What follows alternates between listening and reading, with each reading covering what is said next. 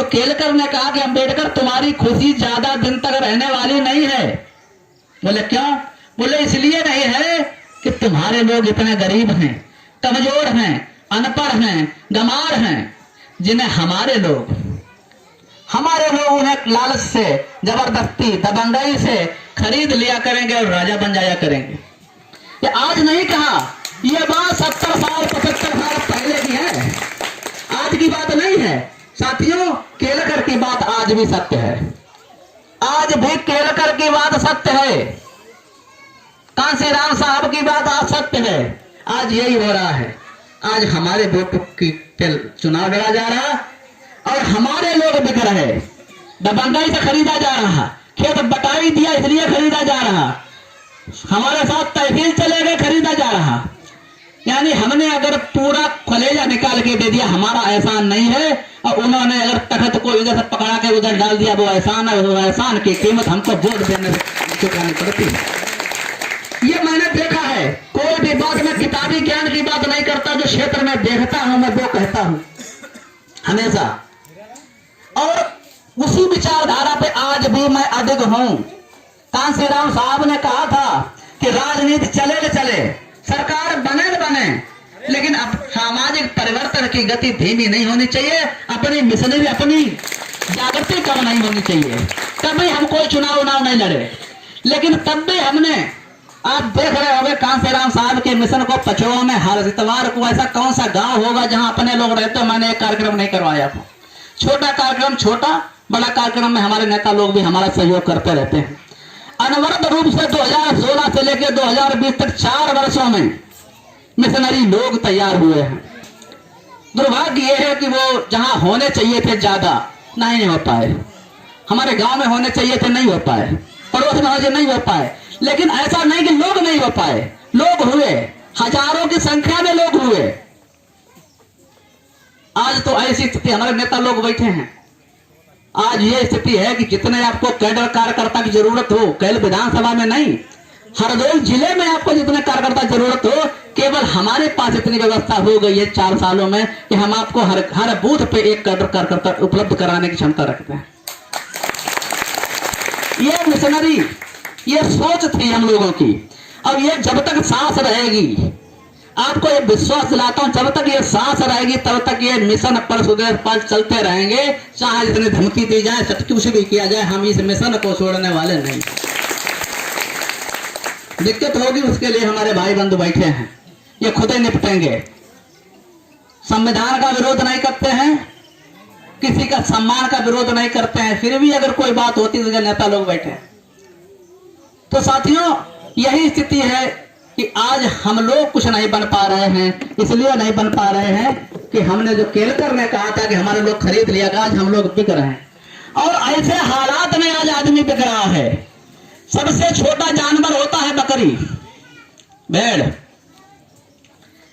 उसकी की भी कीमत अब 10,000 रुपया है। कितनी है? 10,000 रुपया। और हमने लोगों को बिकते देखा है 500 रुपया में, 1000 रुपया में, एक पौवा में बिकते घूमा। जिस समय तुम 500 रुपया में तुम बकरी की कीमत तुमने नहीं रखी, आदमी की कीमत बकरी की कीमत के बराबर नहीं रखी, क्या तुम अपने को अम्बेडकरवादी कह पाओगे? क्या कभी उन जवाब मांगा जाएगा जिन महापुरुषों ने संघर्ष किया, तुम्हें वोट का अधिकार दिलाया, तुमने वो 500 रुपए में मिट्टी मोड़ बेच लिया?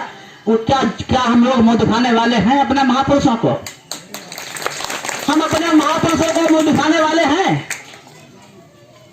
आदमी की कीमत आज 500 रुपया है, और बकरी का नवजात बच्चा तुरंत पैदा हो वो भी 1000-2000 में बिकता है। हमने इतनी अपनी डैमेज कर लिया है, इतनी लालच में अपने को बर्बाद किया है, इसलिए दूसरे लोग हम पे शासन करते हैं। कांसीराम साहब कहते थे कि जो कौम क्रांति नहीं कर सकती है वो कौम कभी शासक नहीं बन सकती है, और जो शासक नहीं बन सकती है उसकी बहु बेटियां इज्जत कभी सुरक्षित नहीं रह सकती। मैं नहीं कहता, कांसीराम साहब कहते थे।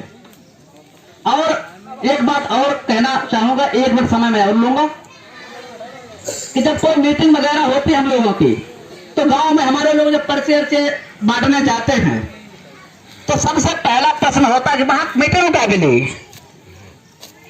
क्या करें चले मीटिंग वहां का मिलेगा। तो मिलने वाली, मांगने वाली, हम मांगते हैं। और कांसीराम साहब क्या कहते थे? कांसीराम साहब कहते थे कि मांगने वाली कौम कभी शासक ही नहीं बन सकती है। जो चीज मांगने, अरे देने वाले कौम बनो। कि हम मीटिंग में जा रहे क्या देंगे जाकर दूसरे को?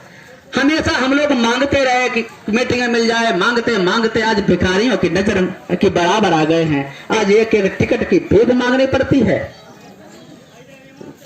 तो ऐसी स्थिति में पंचायत चुनाव करीब है। कई ग्राम पंचायतों के लोग यहां बैठे हैं।